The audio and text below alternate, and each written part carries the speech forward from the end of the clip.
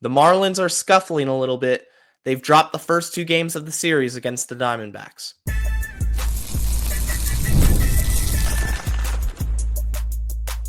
You are Locked On Marlins, your daily podcast on the Miami Marlins. Part of the Locked On Podcast Network, your team every day.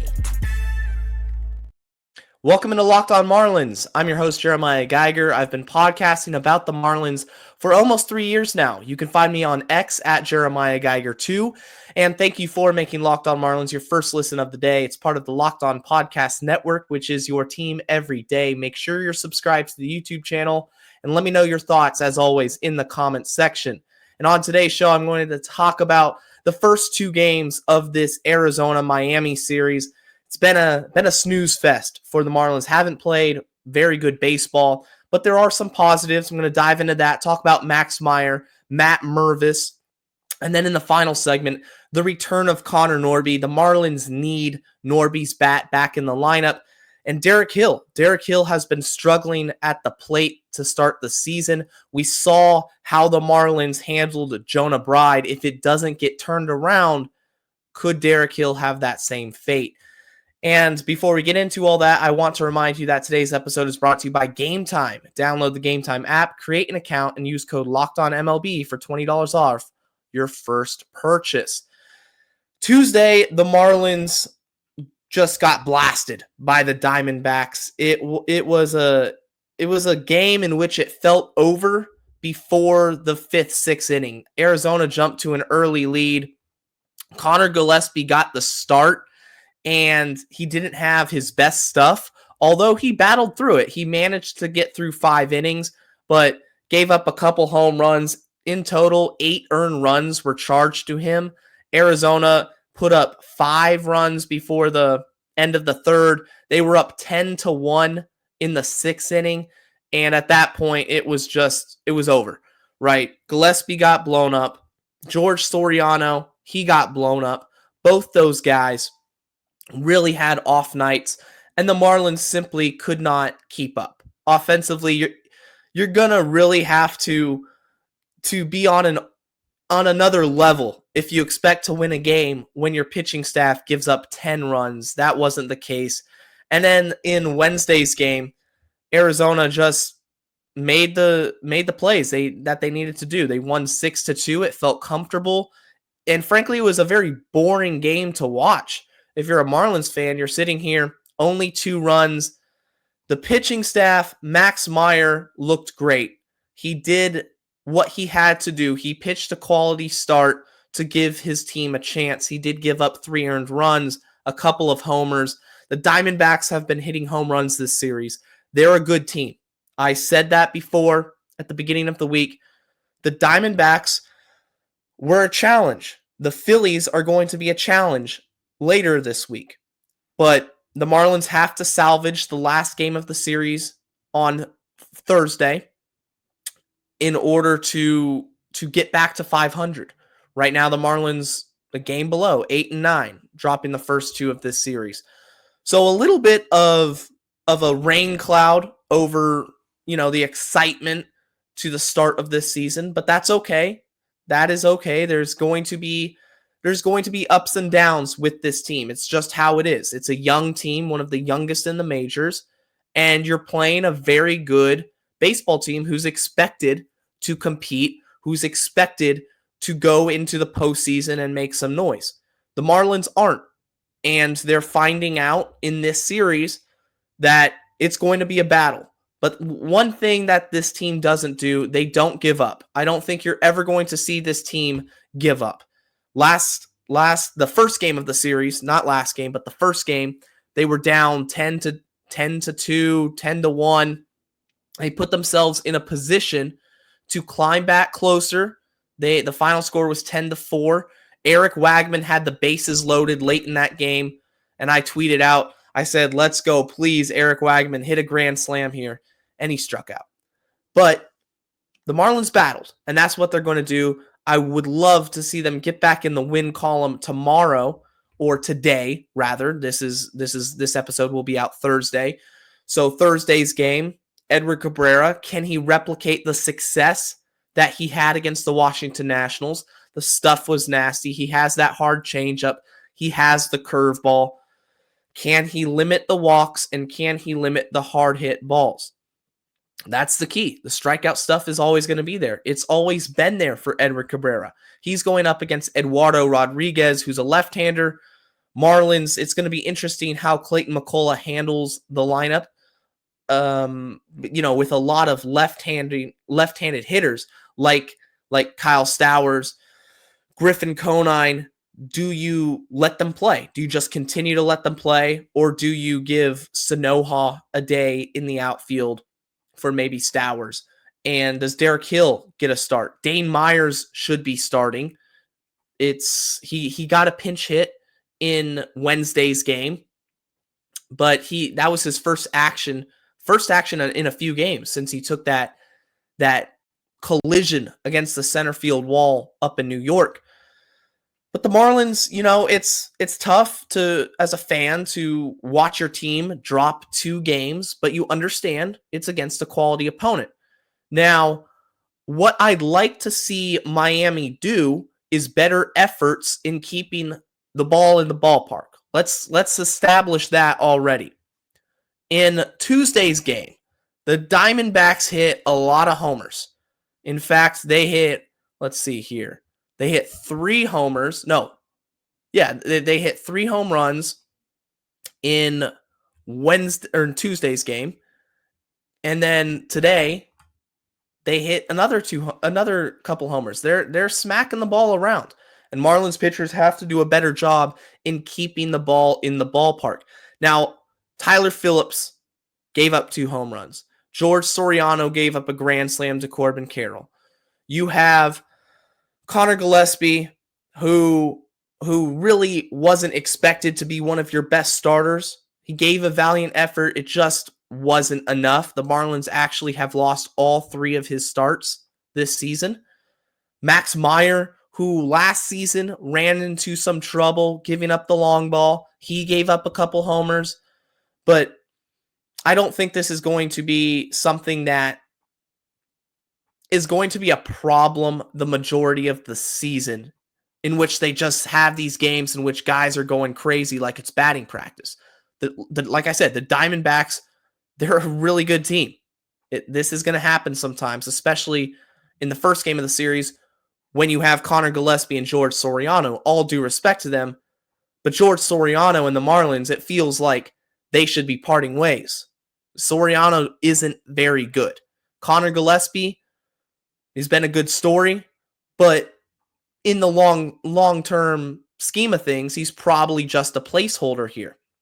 Max Meyer, quality start. More about him in the next segment, though. I know he gave up a couple homers, and that's okay, because he also showcased his slider, which is so freaking good. Max Meyer's having one heck of a season. More about him, more about mashing Mervis, who homered again. That's coming up right after this.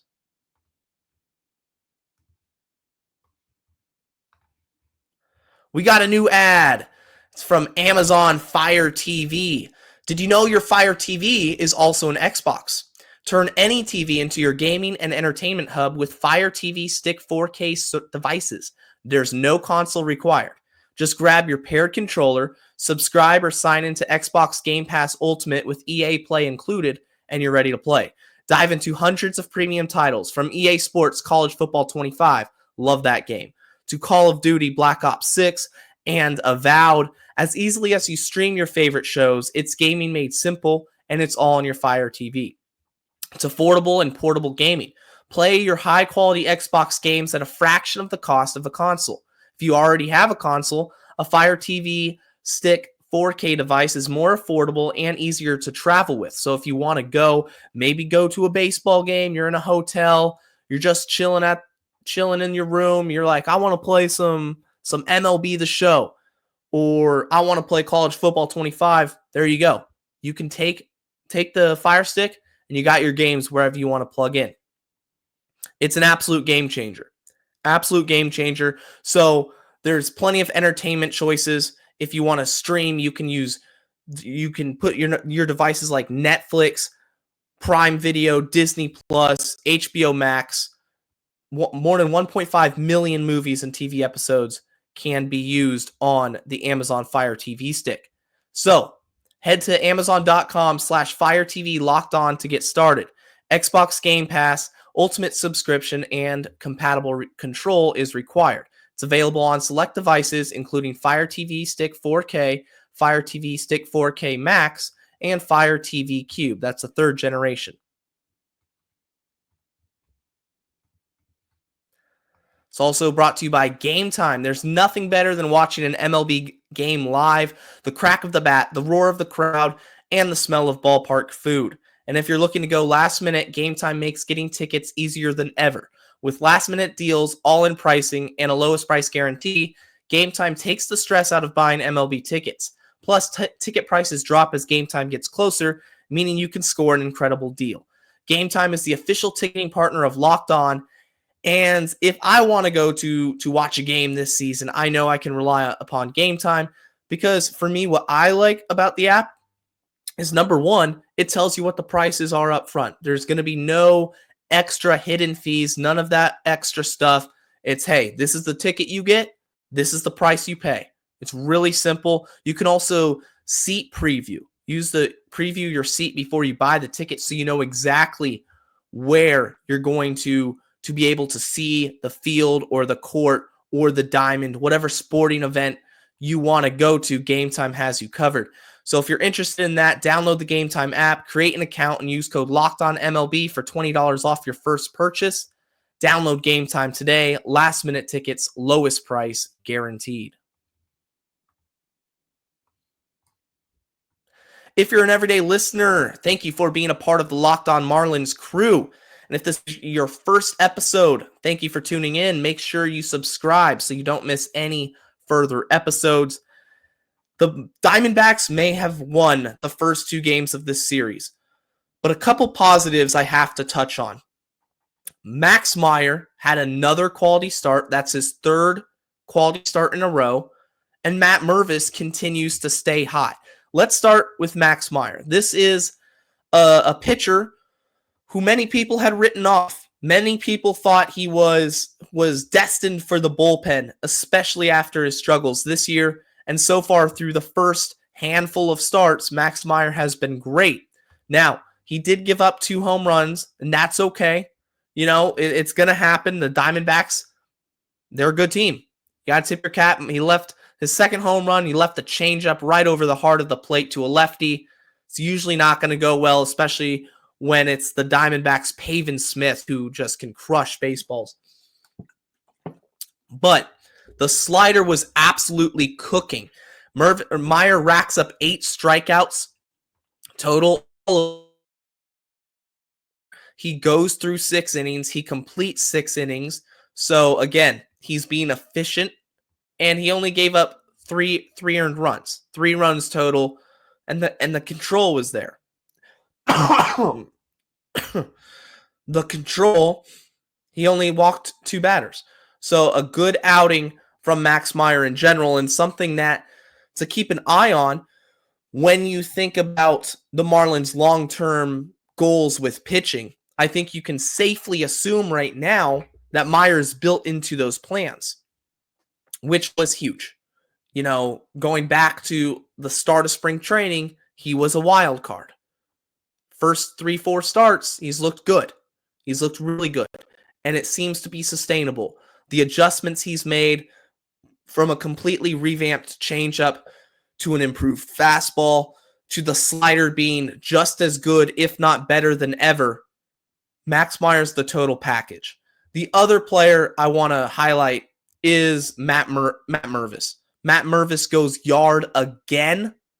It absolutely smoked a baseball, no doubter, right off the facing in right field. His OPS now is 1,058, a 1,058 OPS for Matt Mervis, somebody who was essentially cast off from Chicago. You know, that we got him for Vidal Brujan, and Matt Mervis has absolutely justified Peter Bendix in the trade, and also justified being on the opening day roster and having the faith in him to be the opening day first baseman and somebody who can get a lot of at-bats as this season continues. So everything is not doom and gloom through these first two games. I do want to highlight again that Dane Myers made his return. He got a pinch hit appearance, stayed in the game in right field during Wednesday's game. So it's great to see Dane back. Dane Myers feels like somebody who should be playing every day for the Marlins moving forward. When he's healthy, Jesus Sanchez is the designated hitter. Now, he started off the first game of this series on Tuesday. He was in center. I don't like that. I don't think Jesus Sanchez should be in the outfield in general right now, given that you have Stowers, Conine, and Dane Myers. All those three right there, when they're healthy, are much better defensive outfielders than Jesus Sanchez. Let Sanchi stay at the DH role, get him his at-bats. He should be in the lineup every day, hitting at the 3 or 4 spot. Get him those ABs, but he doesn't have to focus on defense. Let him hit. That's what I want to see. Now, I do see the other vantage point of this is they experimented with him in center field in spring training, and you could potentially build up his value for the trade deadline if he performs well. I don't see it. I don't want to have the continuity messed up in the outfield. So Sanchi in Wednesday's game, DH, that's where he should be moving forward. Dane Myers, he's a right-hander. He's going to be platooned, at least at the first part of the season he was platooned. I don't want to see that. I want to see Dane Myers get pretty much every start from here on out. I really believe in his bat. I think the only thing Myers has needed is a consistent everyday opportunity to showcase what he has. I really believe in Dane Myers. I believe in Kyle Stowers. I believe in Griffin Conine. As a collective group, those three players in the outfield, I feel good about defensively and offensively. I think their ceiling can be a lot higher than people anticipate, given the adjustments that we've seen from Stowers, given the way Griffin Conine has settled into being a major league hitter, and Dane Myers, all he needs is an opportunity to play every day. But Matt Mervis as well, first baseman, I want to see him get more at-bats, not just start the game because it's a right-hander, and then when a left-hander comes up out of the pen, you pull him. I want to see Mervis play, and I want to see how he does against those left-handers over an extended period of time. Let him kind of work through it if he has issues. Now, coming up next, I want to talk about one player who is having issues right now at the plate, and that's Derek Hill. Derek Hill, it's been a rough start to the season. We saw how the Marlins handled Jonah Bride, and what I worry about for Derek Hill is that the same fate could await him if he doesn't step it up. That's coming up right after this.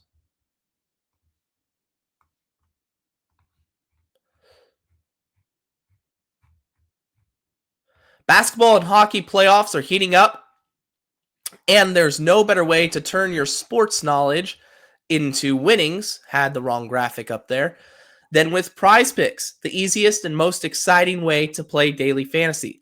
With PrizePicks, you simply pick more or less on at least 2 player projections and you're in. You can even combine players across sports, basketball, hockey, baseball, and more for your chance to win up to 2,000 times your cash. If you're interested in basketball, maybe Stephen Curry for 3-pointers, pick the over because he absolutely was on fire in that play-in game against the Memphis Grizzlies. So that's a good suggestion right there. If you're into hockey, you could bet on the over or under when it comes to shots on goal or goals scored. It's really easy. All you do, you go to PrizePicks, you set your lineup. It takes less than 60 seconds. They run cool promotions like Taco Tuesday where they discount player projections up to 25% for even more value, and the payouts are fast, safe, and secure. So download the app today, use code LOCKEDONMLB to get $50 instantly after you play your first $5 lineup. That's code LOCKEDONMLB to get $50 instantly after you play your first $5 lineup. PrizePicks, run your game. Thank you again for making Locked On Marlins your first listen of the day. If you're watching on YouTube, make sure you're hit subscribe. Take a second, leave a like as well. But you can always listen to the pod as well. If you're away, if you're at the gym, doing whatever, we're on all the major podcast platforms. Derek Hill has been off to a really slow start this season. He's hitting well below the Mendoza line, well below 200. And the worrisome part for me when it comes to Derek Hill is he's not hitting lefties. So overall, he's 7 for 42 in 11 games. That's a 167 clip. And he's just hitting, he only has 2 hits against left-handers, 2 for 17 with 7 strikeouts. One of the main things about Derek Hill was, yes, his defensive value, but also the ability to hit left-handers really well, and he hasn't been doing that. He's been great in defense. He's made some highlight level plays, Sports Center top 10 plays. But offensively, there's really nothing to hang his hat on right now. I mean, I look at Jonah Bride, who they just DFA'd, and then today they just traded him to the Minnesota Twins for cash considerations. Is a similar fate in store for Derek Hill if he doesn't step it up and within the next month or two? Because if he can't figure out to hit and his only value is defense, I don't know if the Marlins are necessarily going to continue giving him playing time and opportunities when, as I mentioned in the last segment, they have a good outfield with Conine, Stowers, and Dane Myers. Those guys could play every day, and their offensive ceiling is higher than Derek Hill's is. Hill's only value relies upon hitting left-handers, which he hasn't, and his defense. Could he be a fourth outfielder / defensive replacement? Yeah, absolutely. But you also have to think, Jesus Sanchez, who I said should be the DH, Jesus Sanchez can play outfield. You can have Javier Sanoja also play outfield. He's that utility guy. And essentially what you could do with a DFA of Derek Hill in the next month or two is clear up a roster spot for a call-up or an additional piece that you want to bring into the system. There's a lot of options. But right now, the Marlins showed just this week with the removal of Jonah Bride, the DFA, they're not going to give players an extended amount of time to work through their struggles, at least not on the major league roster. Bride was out of options. Derek Hill, out of options. If he had an option or two left, it's a different story. But he's about 30 years old. He's historically been a journeyman. He came over last season, had a good second half hitting those left-handed pitchers, but it's been rough. And I know he provides speed on the bases, but it's not going to do him much good if he can't get on base. And eventually that playing time is going to become less and less and less once Jesus Sanchez gets settled in, and if Clayton McCullough decides to use him in the outfield, once Dane Myers gets back in the starting lineup and he's back and he's healthy now. The question for Derek Hill on this roster, it's going to be a tough fit if he can't step it up here. The Marlins also need Connor Norby to come in and to provide a spark. These last 2 games for the Marlins against the Snakes, it's just been kind of tough sledding to watch. Offensively, there's no real pop apart from Matt Mervis. There's no consistent hitting. Guys are just rolling over, striking out. There's no excitement. Connor Norby can bring in that excitement again and be the player that everybody thinks he can be. And this is a huge opportunity for him. And it's a huge opportunity for the Marlins. I assume he makes his season debut this weekend in Philadelphia. He's in Miami right now. He's in the dugout at Lone Depot Park. It wouldn't make sense to not activate him if he's healthy and he's ready to go. So Connor Norby has to be up, and when he is, I think he can bring the juice. Because overall, going into this season, I thought Connor Norby was the best offensive player with the highest ceiling for the Marlins lineup. I thought we knew what Jesus Sanchez can be. He's a 250 hitter with the potential to hit 25, 30 homers, but he's probably going to hover around that 20 home run mark. Xavier Edwards is a contact hitter. He's going to hit about 300, hopefully more. Hopefully he can go win the batting title, but he's going to hit for average, hit a lot of singles, steal bases.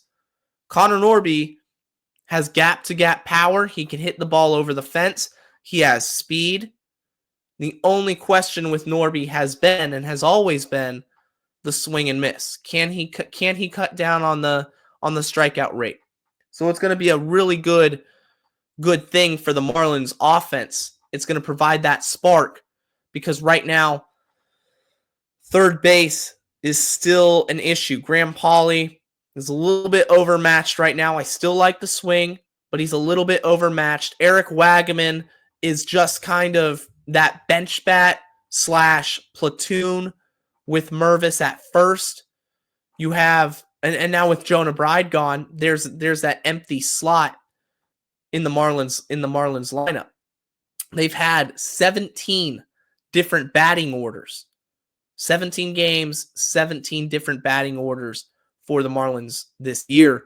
I think that's really interesting. I saw a tweet on that from the Fish on First guys. And Clayton McCullough likes to mix and match. He likes to pull guys out of the game for a better matchup. In fact, in the loss to the Diamondbacks on Wednesday, they had 3 different pinch hitters in 1/2 inning. So he was very clearly playing the matchups, trying to find the best opportunity for his guys and give themselves a chance heading into the later innings. It wasn't enough. They couldn't get the win. But Norby isn't somebody that you're going to do that with. Connor Norby is plug and play. You put him at third base. It's a new position for him. I think he still profiles as that second baseman. But hey, Otto Lopez is there. Put Norby at third. Maybe he'll have his issues, work through them. But offensively, that's what he's needed for. He's going to hit towards the top of the lineup. He's going to provide some much needed juice for this lineup so they can get back to their ways like they did last weekend against Washington. I loved seeing those bats explode. I loved seeing the Marlins score 11 runs on Sunday, 7 runs on Saturday. That's what this team has to do. I mean, we knew this lineup wasn't the strongest. They weren't the most powerful. But with the additions of Jesus Sanchez now back in, with the addition of Connor Norby in the next few games, the lineup gets that much better, and you have more threats from top to bottom.